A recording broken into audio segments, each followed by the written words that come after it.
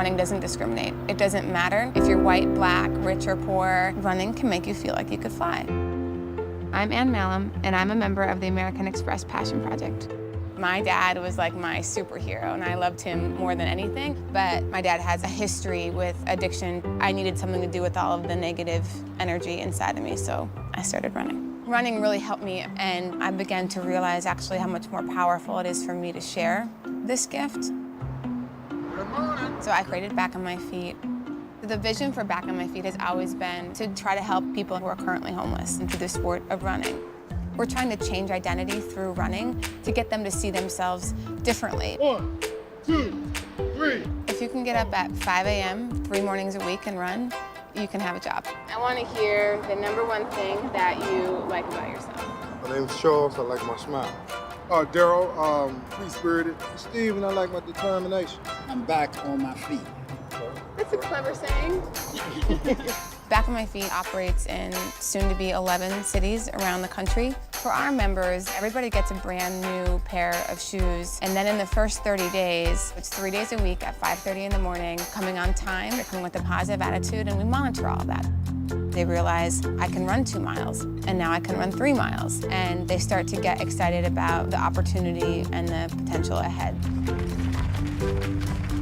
We are not trying to build a running community within a homeless community. We are trying to use running to create self-sufficiency. We've helped over 1,300 people find employment, but how do we figure out how to help more people faster, and how do we help them better? We feel we've just really scratched the surface.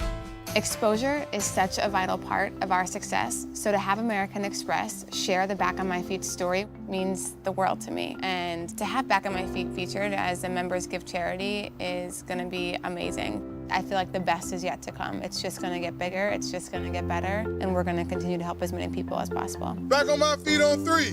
1, 2, 3. Back on my feet! I'm Mahlum, and my passion is running. So I am 32 years old. But for the majority of my 20s, I didn't have a whole lot of self-worth or self-value. And when you don't have self-worth or self-value, it's impossible to know what your potential is.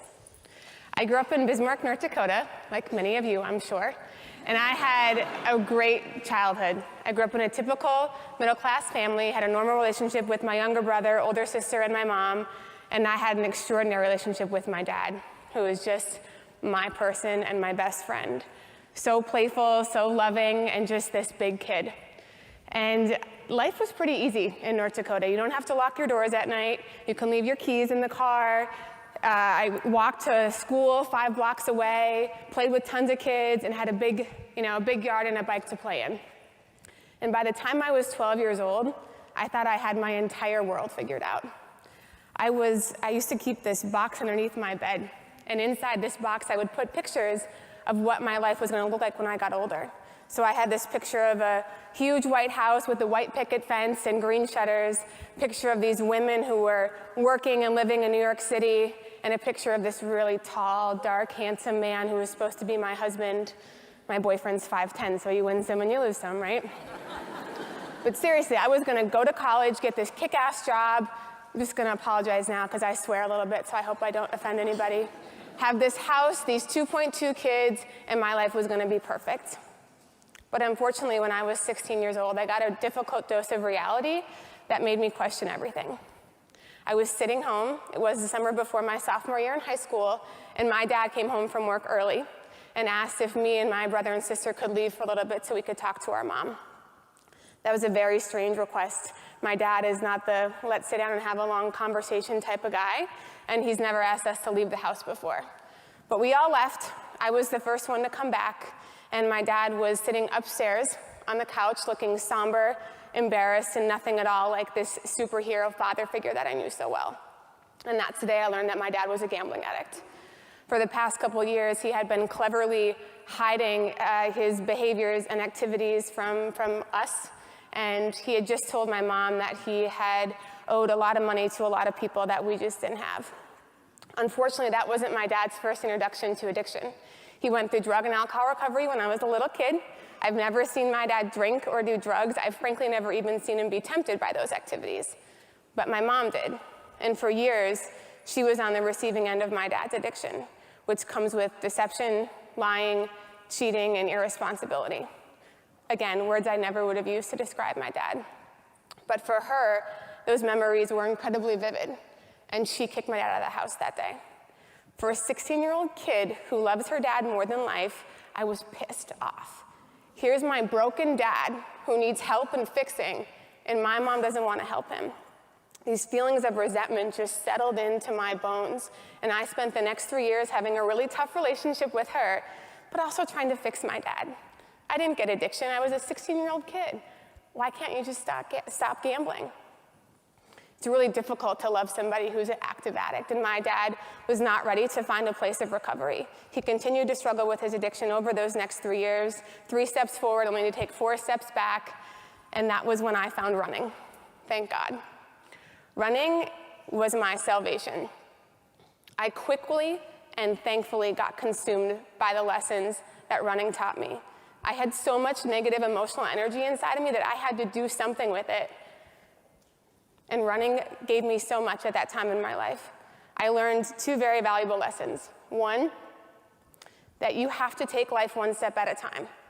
You cannot cheat running. You cannot go out and run 10 miles and run number 1 and run number 10. That's 2 miles.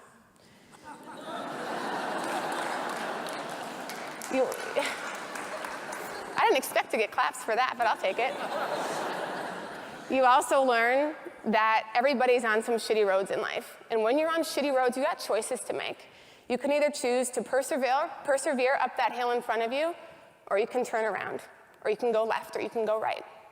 And I had all kinds of excuses in my pocket that would make it really easy for me to turn around. My dad's a gambling addict, and everybody knew it. And now my parents were getting divorced. And I didn't know anybody in Bismarck, North Dakota whose parents got divorced when they were a teenager. It just didn't happen. So I made a decision that I wasn't going to be a victim of my dad's choices and his behaviors and my broken family. That I was going to go get everything that I put in my box, and if I could just get to that place in my box, that I would be happy, truly, utterly happy. So I moved 1,000,000 miles a minute. I went to college. I graduated early with 2 degrees. I went to graduate school. I graduated early there too. Found myself living and working in DC, and when I was 24, I got a job offer to move to Philadelphia. Philadelphia was not in my box. However, amazing opportunity for a 24-year-old, so I took it. And from the ages of 24 to 26, I had no idea who I was. It was probably the most difficult time in my life. I felt very alone. I felt very lost, and I had no idea what I was doing. I began to ask myself some of the big questions that we all ask at some point, at least once in our life. What am I doing here? What's my purpose? What is my calling? What's all this mean? I started to question that if this life that I had built for myself was even something that I wanted. And that was a really scary place for me because I didn't have a plan B. This was what I was banking on. If I just got to this husband and this house and this job, and I was extremely nervous. And I felt paralyzed. And those emotions took over for the next several months, so I did the smartest thing I could think of, and I quit my job. I quit my job because I thought I was going to be forced to figure it out if I took away my security blanket. By this point, I had become a marathoner. I was running every day in Philly at 5:30 in the morning. I felt so good when I was running. I felt so alive. I felt so strong. And there was a homeless shelter about half a mile away from where I lived. I had literally ran by and walked by this homeless shelter hundreds of times before, and I didn't give a shit about the guys that I saw outside that shelter.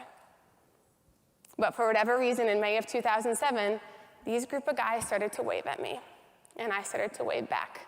It's my good Midwestern values. Pretty soon, they're saying good morning, and I'm saying good morning, and we have this really fun, sarcastic rapport happening for 5 to 10 seconds as I run by them. I used to joke as they would say to me, "Is all you do is run all day?" And I'd say, "Is all you do is stand there all day?" And it was so easy for me to talk to these guys like that for one simple reason, and that was they reminded me so much of my dad, who is sarcastic and funny, but a little rough around the edges. So one day I had an idea. Why am I just running by these guys and leaving them there? Why do I get to be the runner and they get to be the homeless guys on the corner? Running does not discriminate. It does not matter if you are white, if you are black, if you're rich or you're poor, if you're a messed up 16-year-old kid, and I didn't think it mattered if you were homeless or not. So I made up my mind to start a running club for this homeless shelter. I get on the phone, I call the director, I tell him my brilliant idea, and he tries to think of the nicest way to tell me that homeless people don't run.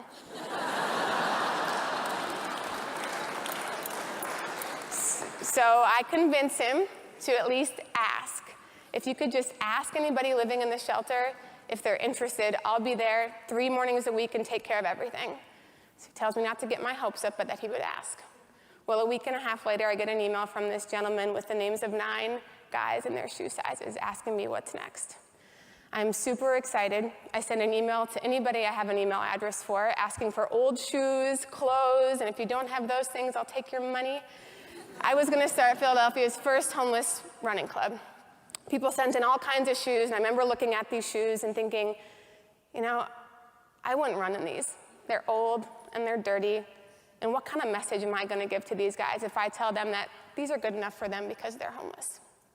So I decided that everybody was going to get a brand new pair of shoes. Right around this same time, I was being courted by a large Fortune 500 company in Philadelphia. And I got a job offer from them, a very lucrative job offer for a 26-year-old. And if there was any part of me that still wanted this life that I had created for myself as a kid, this was the answer. So I took the job. I took the job and I asked for 5 weeks if I could just get this idea that I had to help these guys at the shelter, get this running club going, that I could get enough people involved that it would be able to work without me when I was traveling. Fortunately, they said yes. So it's the end of June in 2007. I go up to the shelter with my shoes, my clothes, everything I have for these guys to start their running career. And I walk into the chapel, and there's 9 African-American men sitting in there. And they have no idea some young blonde girl's coming in to run with them. So I get arms crossed, looking at me, cockeyed, wondering, who is this girl? I get people winking at me, wondering, who's this girl? I had all these different emotions, and I had to completely neutralize the room, and I opened up about my love for running and my dad, and I swear to you, it is as if I found my people. I felt so comfortable around these guys. And the most important thing we did that night was I handed out shoes and clothes, but more importantly than that, I asked all these guys to sign a dedication contract that I created on my computer at home. It was called the Sunday Breakfast Rescue Mission Dedication Contract. Our name's a little cooler today. And it said, if you want to be a part of this, you've got to show up 3 days a week, Monday, Wednesday, Friday, at 6 a.m., and you have to be on time. And you need to come with a positive attitude and support and respect your teammates. I didn't look at these guys and say, I get it, you're homeless. You can't possibly show up 3 days a week. If you make it 1 day a week, that would be great. And you're probably going to be late, but if you can try not to be too late, I'd really appreciate that. I looked at these guys and demanded nothing but pure excellence from them. And it was almost as if they were waiting for someone to do that. They looked at me, they looked at each other, and we all signed that piece of paper that night. And we had our first run together on July 3rd. I had some really good media contacts in Philly, and I thought this was such a fun story. And plus, I had to get people involved, because soon I have to go take this job for this corporation. And I called them and tell them what's going on, and they had the same reaction. Homeless people do not run. There is no way that this is happening. If you think about homelessness, and you think, when I say that word, people usually get an image in their head. And they usually think of words like dangerous, smelly, drinking, paper bag, shopping cart, doesn't want to work, and definitely doesn't want to work hard. When you think of the word runner, you might think of ambitious, disciplined, focused, reliable, type A. And these two things just did not go together for anybody. So I show up this morning, I show up early, all the guys are already outside, the media's on the other side of the street, almost as if the president was in town. Every single news station and newspaper had to know the answer to their burning question: why these homeless guys are running? So they go over and they ask them, and they get the most obvious of answers. Because I wanted to see if I was any good at this. I wanted to try something new. I wanted to get healthy. I wanted to meet some new people. Same answers that anybody in this room would give for trying something new.